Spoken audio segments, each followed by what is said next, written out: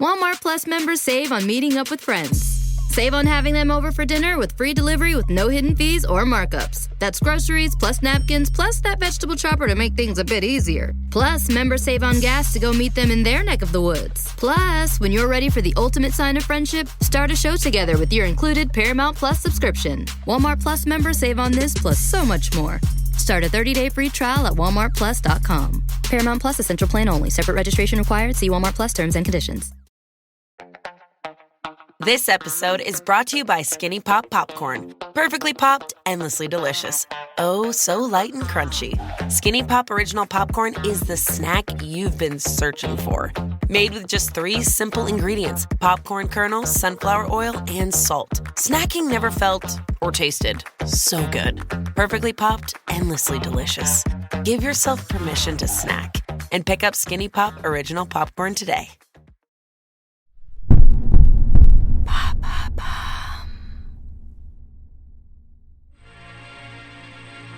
23 mai 1996. Le vent souffle au sommet du Manaslu, au cœur de la chaîne himalayenne.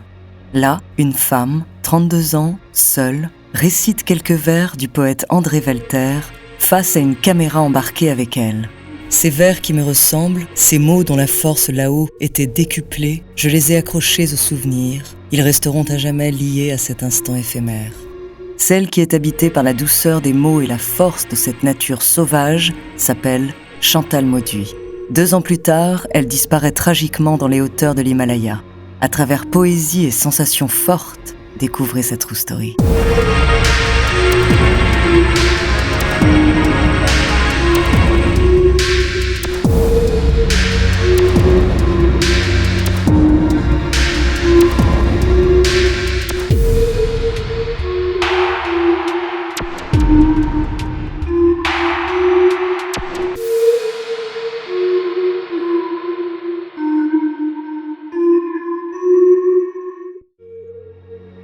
Bonjour, ici Andrea Brusque, bienvenue dans True Story. Aujourd'hui, je vais vous raconter l'histoire d'une femme pionnière dans l'alpinisme, une femme qui est un exemple de ténacité et de courage.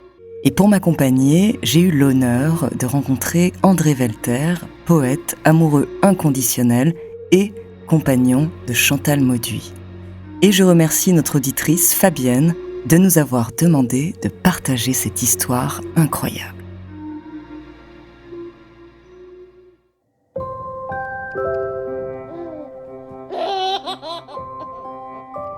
Chantal Mauduit est née le 24 mars 1964 dans le 15e arrondissement de Paris.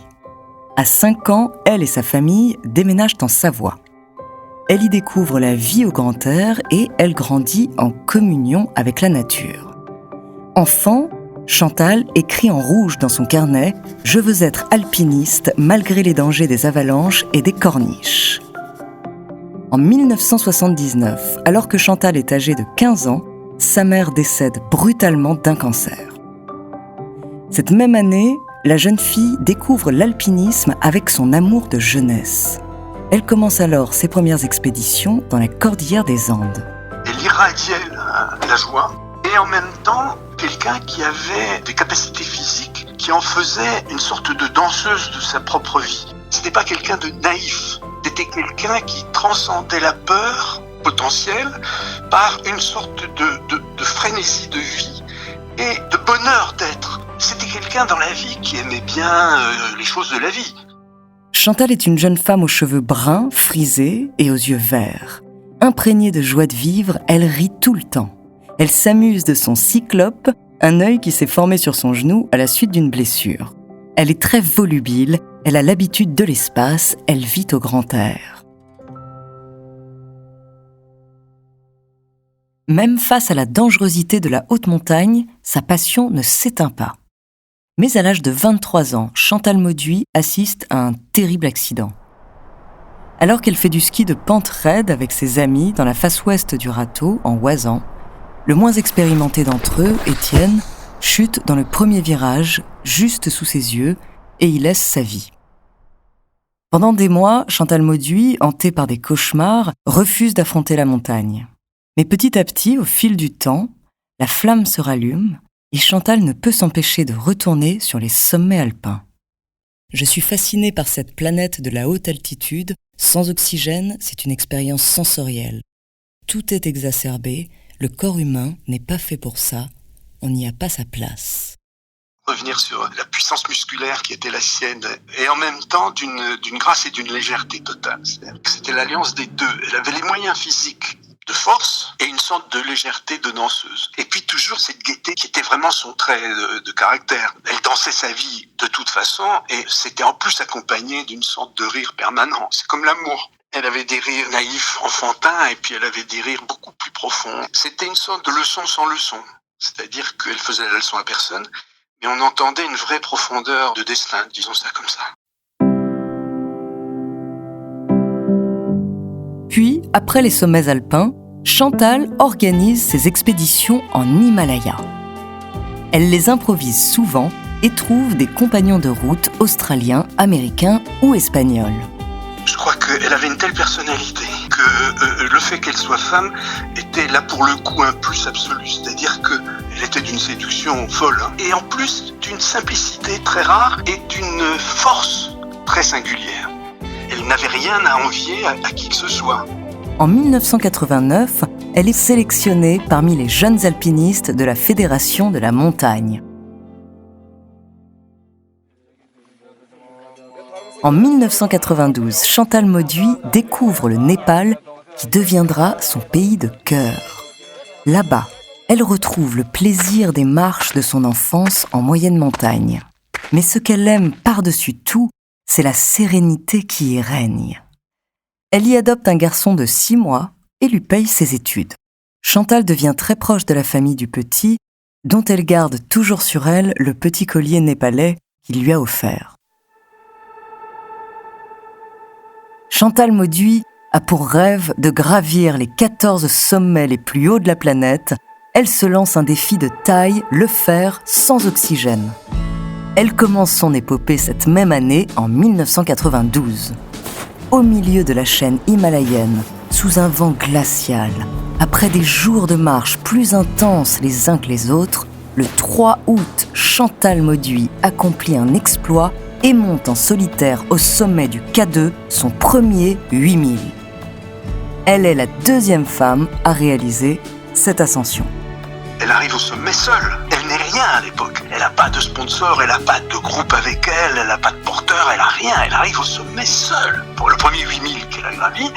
Et ça s'est passé très bien jusqu'au sommet. La descente est plus dure et il s'en est pas fallu beaucoup pour qu'elle meure gelée. Elle s'est creusée une grotte pour redescendre, etc. Enfin, ça, c'est un exploit tout à fait extraordinaire. Et si j'ose dire, qui transcende tout à fait le genre, là, pour le coup. Walmart Plus members save on meeting up with friends. Save on having them over for dinner with free delivery with no hidden fees or markups. That's groceries, plus napkins, plus that vegetable chopper to make things a bit easier. Plus, members save on gas to go meet them in their neck of the woods. Plus, when you're ready for the ultimate sign of friendship, start a show together with your included Paramount Plus subscription. Walmart Plus members save on this plus so much more.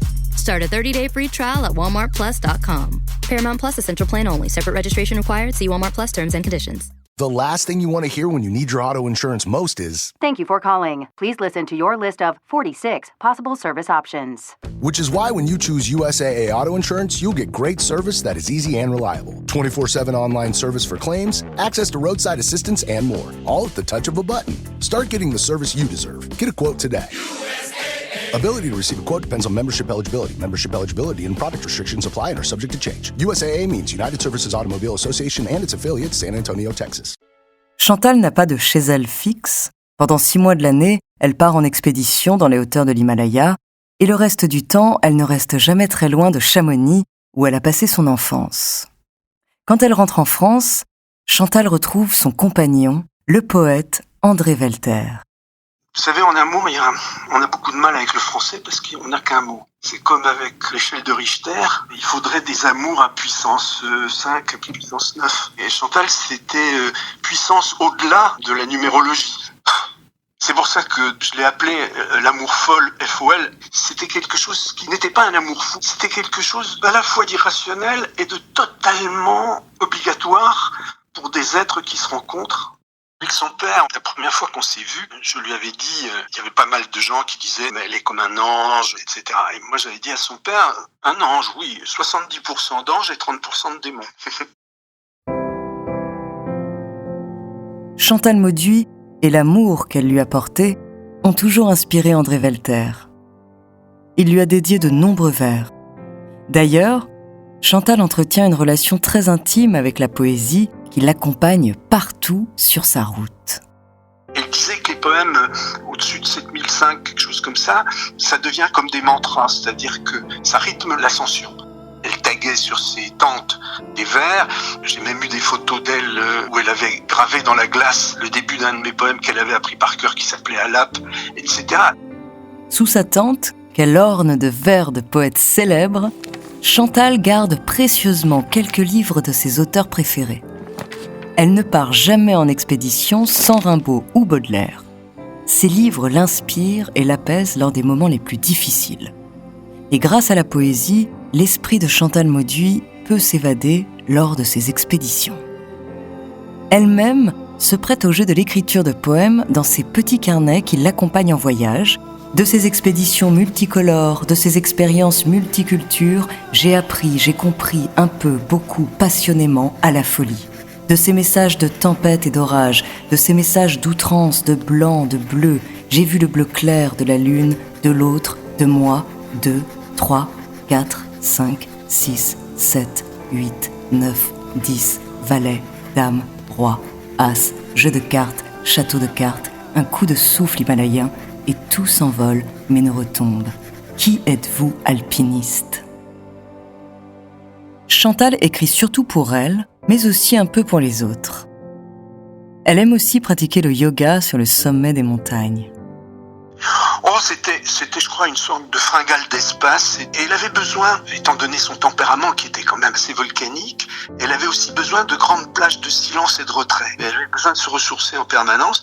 Et je pense que la montagne en particulier, mais aussi l'ensemble de la nature, était pour elle absolument vitale. C'est-à-dire qu'elle avait besoin de faire le plein d'espace intérieurement pour aller après gravir l'espace extérieur. Chantal Mauduit est une femme très engagée. Elle n'hésite pas à exprimer son avis et ses sentiments sur la politique des pays où elle passe, toujours de manière pacifiste, à travers des gestes symboliques. Sur les sommets du Tibet, soumis depuis 40 ans à la répression chinoise, Chantal Mauduit brandit une photo du Dalai Lama. C'était pas une bouddhiste convaincue au sens dévot du terme. C'était une sorte de spiritualité, de paix, etc., qui était très proche de ce qu'elle pensait. Mais elle n'a jamais fait de retraite dans des monastères ou des choses de ce genre. C'était beaucoup plus large que ça.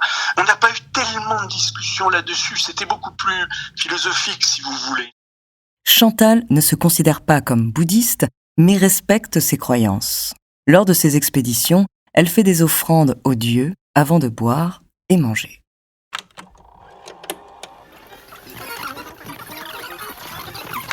« 1996. Chantal Mauduit entreprend de gravir le Lot, au sommet de l'Himalaya. Elle s'entoure de 2 jeunes Américains. Le 10 mai, le groupe fait face à une violente tempête. Sur le chemin, les vents ont laissé 8 personnes pour mortes. Les 3 alpinistes réussissent à planter leur tente au sommet du Lhotse, face au vent, et s'apprêtent à passer une nuit difficile. Chantal a moins de mal que les autres à se reposer. Elle appréhende mieux les difficiles conditions. Au petit matin, les 2 hommes ne sentent plus leurs extrémités. Ils décident de ne plus suivre Chantal. Le 23 mai, Chantal repart donc seule, sans aide d'oxygène. Elle atteint le sommet du Manaslu. Elle est la première femme à gravir les 14 8000 de la planète. Cet exploit sacre Chantal Mauduit, grande alpiniste. Elle est enfin reconnue pour sa force et sa ténacité dans le monde du grand alpinisme.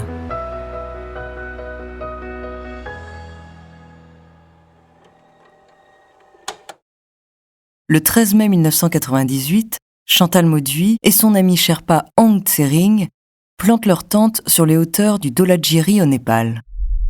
En pleine nuit, ils sont réveillés par un bruit sourd. Une petite avalanche s'est déclenchée quelques mètres au-dessus d'eux. Les deux grimpeurs n'ont pas le temps de réagir pour s'extirper de leur tente. La neige vient s'abattre sur eux et ensevelir leur campement. Étouffés par la neige et le manque d'oxygène, ils ne peuvent s'échapper. À seulement 34 ans, Chantal Mauduit s'éteint dans le pays et les montagnes qu'elle aime tant. J'ai reçu des lettres de Chantal 3 mois après sa mort. Parce que quand elle est partie, ce qui a été la dernière expédition, et ça je l'ignorais bien entendu, elle avait écrit une 30aine de cartes postales. Elle savait que ça me rendait triste un peu de la voir partir. Et elle avait écrit des cartes postales qu'elle a confiées à des gens qu'elle a rencontrés dans les aéroports ou à Katmandou ou ailleurs en leur demandant de les poster de là où ils allaient. Il m'est arrivé des cartes d'Australie, Bulgarie, d'Espagne, jusqu'à 2 ou 3 mois après sa mort. Ça, c'est tout à fait elle, ça. Aujourd'hui, les nouvelles générations connaissent peu l'histoire de Chantal Mauduit, pourtant pionnière de l'alpinisme féminin, exemple de courage et de ténacité. Par sa passion pour les jolis mots, l'alpiniste a inspiré des écrivains et poètes comme Alexandre Duyck et son compagnon André Welter. C'est toujours très compliqué de parler d'elle parce que je peux m'imaginer que je suis uniquement attaché à une sorte d'éloge dithyrambique, mais je suis tellement en dessous de la réalité de ce qu'elle était. Encore une fois, c'est un être qui tenait à la Terre de façon très problématique. Il ne faudrait pas me pousser beaucoup dans la mystique pour que j'imagine quelques grâces divines. C'est ce poème sublime de Hölderlin qui s'appelle « Au parc », qu'on peut traduire par « Aux muses » et qui se termine par « Avoir une fois tutoyé les dieux, il n'en fallait pas davantage. Et moi j'ai aimé une déesse, il n'en fallait pas davantage. »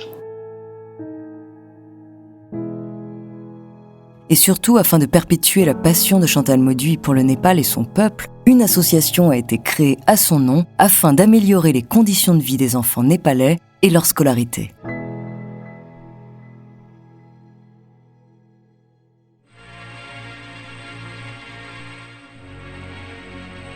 Merci d'avoir écouté cet épisode de True Story. N'hésitez pas à le partager et à laisser un commentaire sur votre plateforme d'écoute préférée. La semaine prochaine, je vous parlerai d'une musicienne inspirée par l'au-delà. En attendant, n'hésitez pas à nous faire part d'histoires que vous aimeriez entendre. Nous nous ferons un plaisir de les découvrir.